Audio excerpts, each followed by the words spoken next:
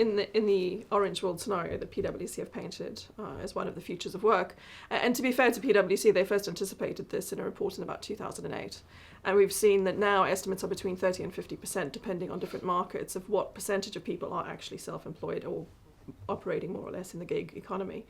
And in that environment where people will be reliant on their personal brand and their personal reputation to get their next job, which could be needed every other day, every other week, every other month, and maybe they'll be varied between multiple employers, potentially competitors to each other.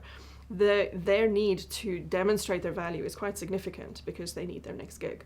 And so similarly, with that thinking about how much we can derive in terms of value from the SME that comes in just to do a particular task that we value highly, pay highly, but then also, say goodbye to at the end, and they take that reputation with them, it does then beg the question, what about everybody else that was on that team? Why were we not measuring them and feeling the same level of confidence in their performance?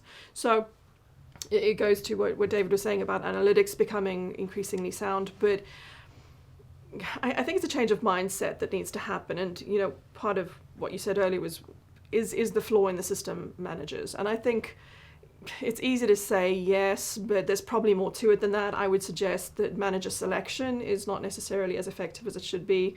And I think that that's a global problem, that we give people manager jobs not necessarily because they're disposed or inclined to managerial positions so much as available or convenient. But, in that context, they're human, and we need to really address that. We need to help them address that in the way that they make business decisions, and that applies to all business decisions.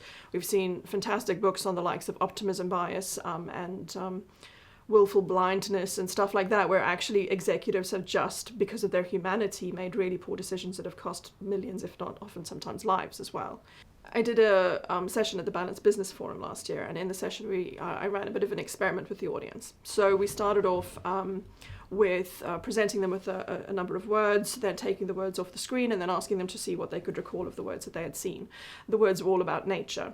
And when using the polling technology to establish who remembered which words had appeared on screen, we found that recollection was between 25 and 75% of the words that were on screen. What was interesting was that I put up a word that had not been on the screen previously, but by association people had written it down because in their minds they'd assumed it would have been present. And about 38% of the audience remembered that, which shows that within the space of 2 seconds, it was about a minute, the total experiment, we'd managed to fabricate a memory that they truly sincerely believed to be the case in 4 out of 10 people. That was one experiment that took less than 2 minutes. As a result of that and other experiments we did in the session, we then asked people to rate their organization's current use of objective measures as opposed to what they thought their organization should do in terms of inserting objective measures into performance management, hiring decisions, promotion decisions, succession planning. And the results were fantastic. There's a blog that I can share with you, but where I wrote it up. But essentially, things like psychometrics, 10 times as many people suggested should be used more consistently in performance appraisals or in evaluation of people and talent in the organizations, not just at recruitment, but throughout. Multi-participant perspectives, for example, 360 feedbacks, for example, which is more what new performance management is leading to.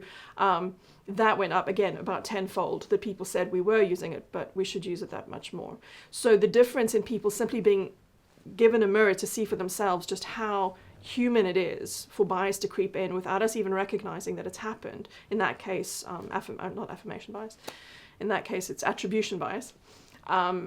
That just reminded people that actually we shouldn't rely on ourselves as much as we do. And if we're dealing with diversity and inclusion, for example, we will never be able to be objective until we can isolate the sort of human bias from the decision making that we do. And just on that, forgive me, did you see yesterday's, not yesterday, I saw yesterday, PwC's latest CEO study, actually I think it was 2015 study that they've got some infographics on now. Only 2.8% of CEOs appointed in 2015 were women. And that is shocking, right? So we have a problem with diversity. And if we cannot find more than 2.8% of CEO populations that are female that are worth appointing, that's not because women are not able or capable, because every business case that's been made, every bit of research that's been done demonstrates women bring positive business results on boards. Fantastic points. But this whole point about diversity, I absolutely agree with you. We've got clear evidence that mixed agenda leadership teams, so if you've got a balanced agenda, outperform all other teams of any gender, in terms of this.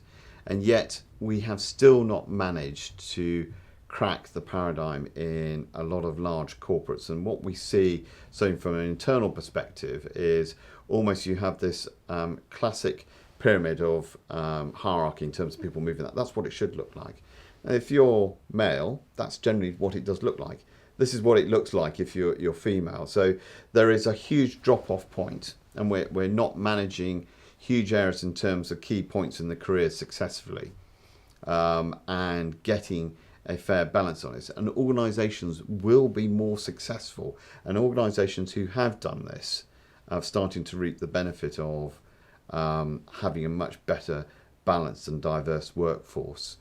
And it keeps bringing us back to the analytics. It's breaking down and demonstrating the commercial benefits of what this will bring. And it's only when you bring it hard fact and when it's matched up with other data sets across, not just HR data, because you present that fact, everybody knows it, everybody pays a bit of lip service to it, rather than having some hard commercial facts. Actually, this is damaging your business by doing this, because you're not this. So you've got to give, outside of HR, other executives the impetus to act on that information.